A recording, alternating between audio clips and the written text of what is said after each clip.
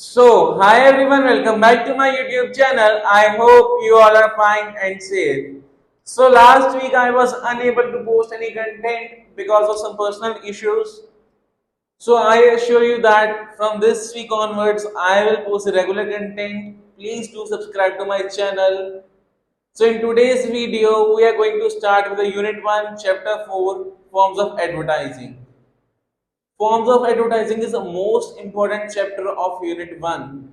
Make sure that आप इसको अच्छे से करो, इसका एक पॉइंट भी नहीं हमें छोड़ना because this is the most important and frequent asked unit in the CBSE examinations. If we analyze the board exam of 2023 and 2022, हमें यही पता लगता है कि ये सबसे important unit है. Let's begin with today's video.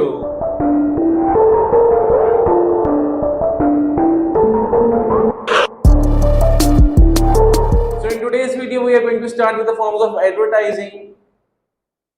Advertising हम सारा यूनिट एडवर्टाइजिंग में कराए हैं, हमें पता है अब एडवर्टाइजिंग होता क्या है.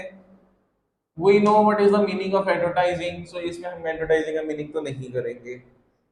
As there are various products and services that are being advertised, कहते हैं कि मार्केट में बहुत सारे प्रोडक्ट्स एंड सर्विसेज हैं जो कि एडवर्टाइज होते हैं.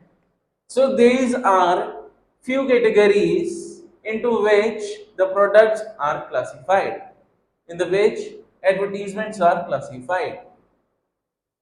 Number 1 is public service advertising. इसका another name आता है public awareness advertising. Next आता है social service advertising. Next आता है social awareness advertising. इसके 4 नेम हैं, आपको चारों पता होने चाहिए, किसी भी नाम से आपको क्वेश्चन फ्रेम होके आ सकता है. First is public service advertising, second is public awareness advertising, number third is social service advertising, number fourth is social awareness advertising. अब होता क्या है? सोशल, आपको ये चीज पता होनी चाहिए. सोशल, सोशल वर्ड कहाँ आता है? Something related to society, related to society. अब सोसाइटी में अगर गवर्नमेंट या फिर कोई एनजीओ या फिर कोई फर्म कुछ एडवर्टीजमेंट दे रही है जो कि कोई मैसेज दे रही है सोसाइटी को, वो हमारी पब्लिक सर्विस में आती है. फॉर एग्जांपल अगर हम देखें, यहां पे हमें बोला है लक्की स्ट्रिंग टबैको. ये जो है कंपनी का नेम है. What is the product name? Tobacco.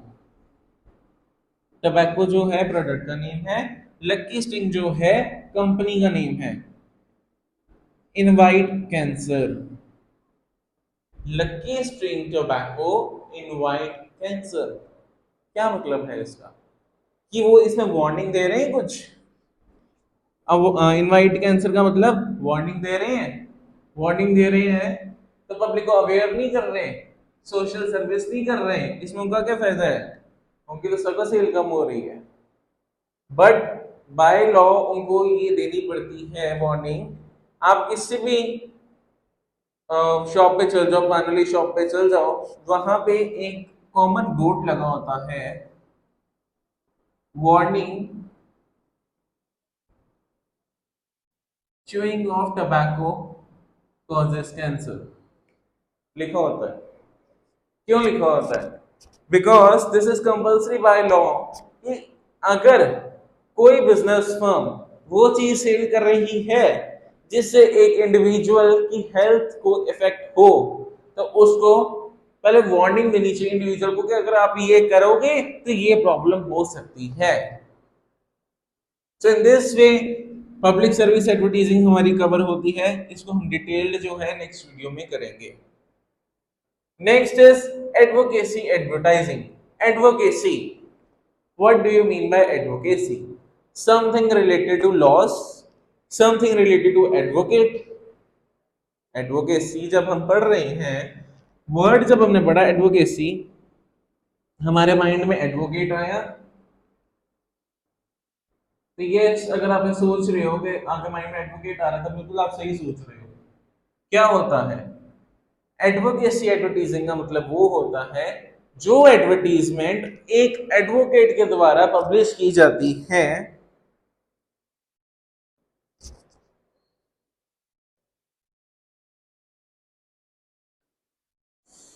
बड़ी गर्मी है।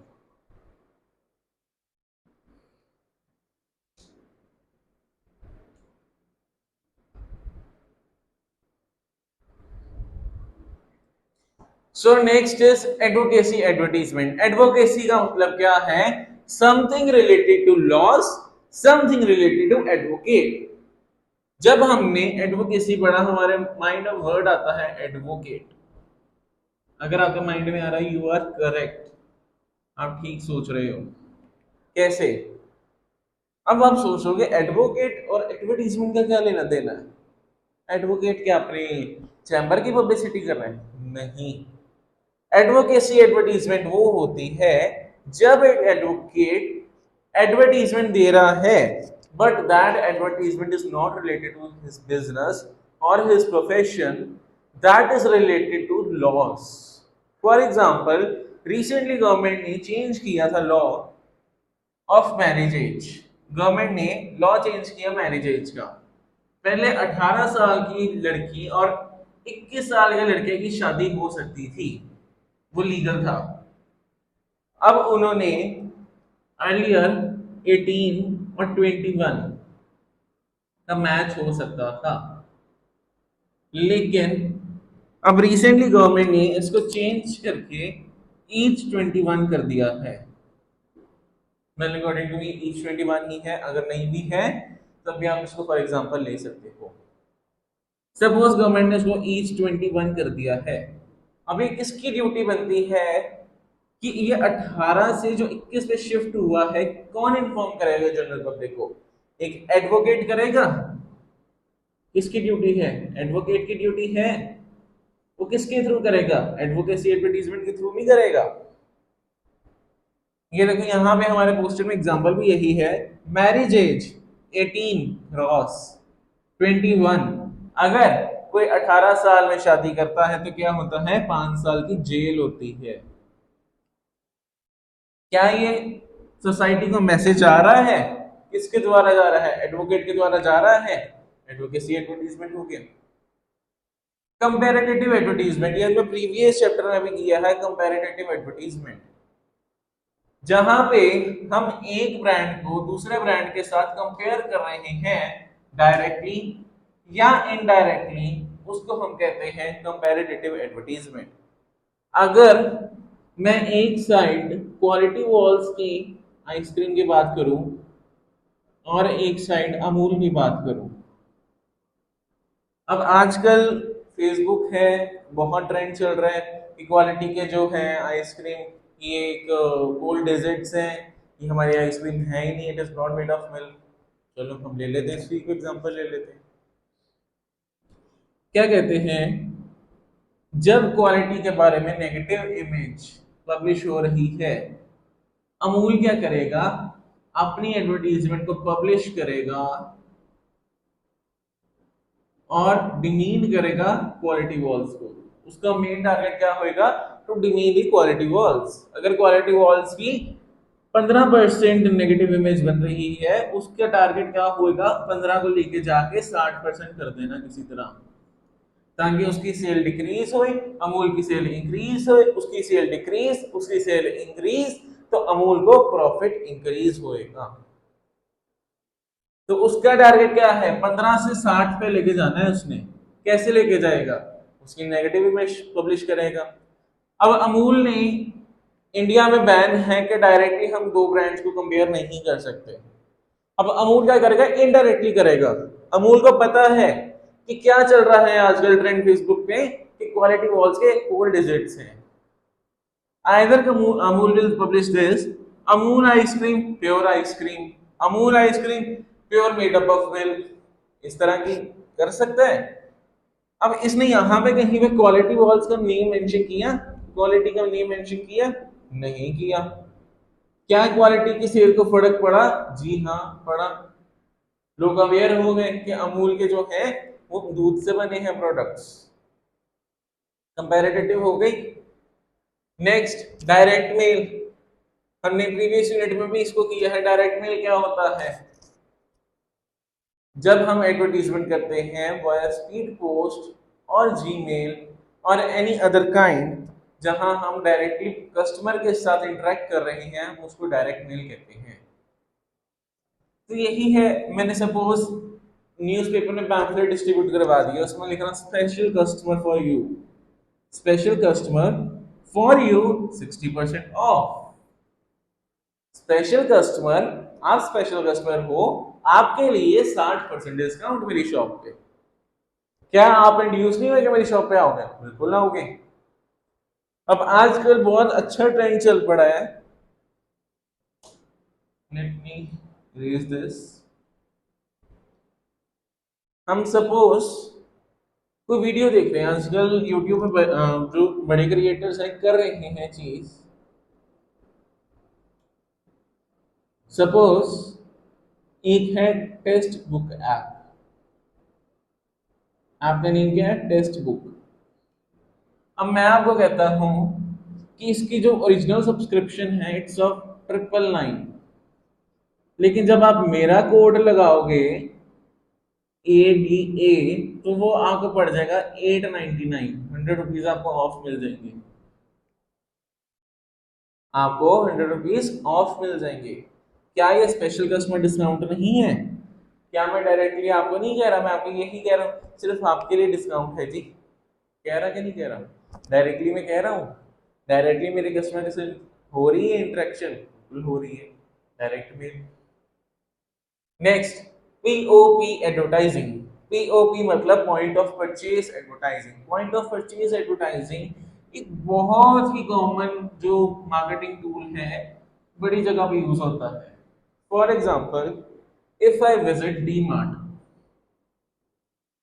ये ऐसे स्टोर्स पे यूज होता है। If I visit D Mart, जब आप डी मार्ट में जाते हो, ये आपका बिलिंग काउंटर है। सपोज बिलिंग काउंटर के पास यहाँ क्यू लगी है लोगों की, यहाँ डिफरेंट प्रोडक्ट्स पड़े होते हैं। आपने कभी सोचा यहाँ प्रोडक्ट्स रखने का मतलब क्या है? क्या मतलब है? उन्होंने अपनी सेल जो है इंक्रीज करनी है। यहाँ पे वो प्रोडक्ट्स रखे होते हैं जिससे जो बच्चे हैं वो, जैसे हम कहीं जिद में अड़ जाते हैं कि मुझे तो ये लेना है, कैसे प्रोडक्ट्स रखे होते हैं यहाँ पे? चॉकलेट्स,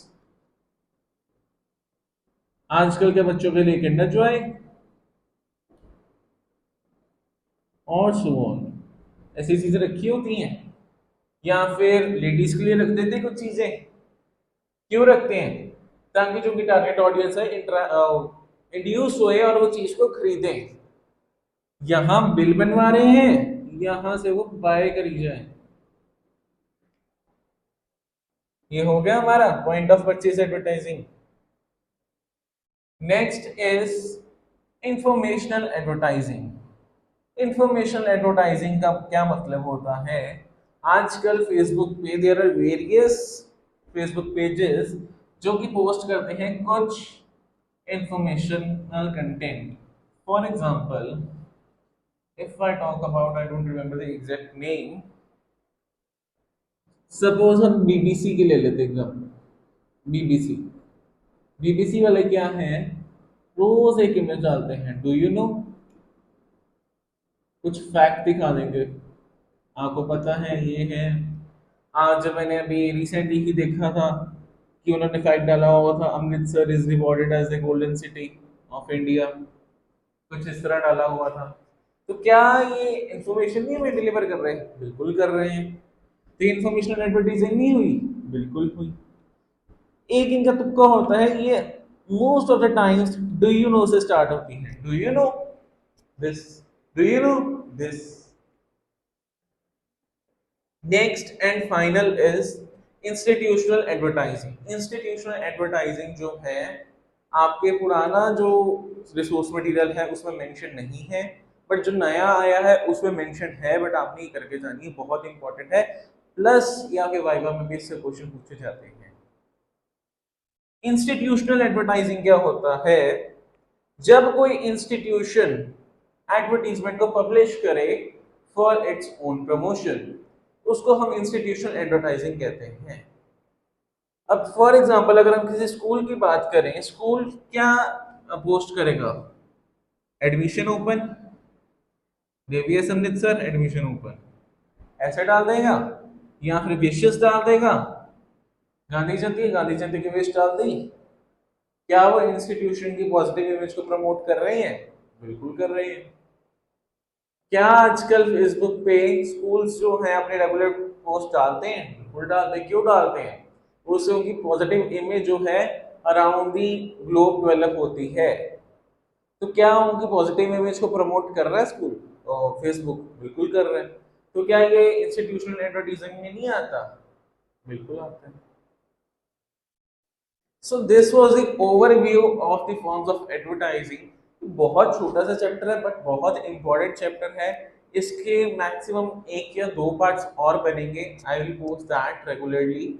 आपने इसको बहुत अच्छे से करना है। I hope you liked the today's video. If you did, please hit the like button and comment below how was the video and subscribe to my channel. Thank you so much.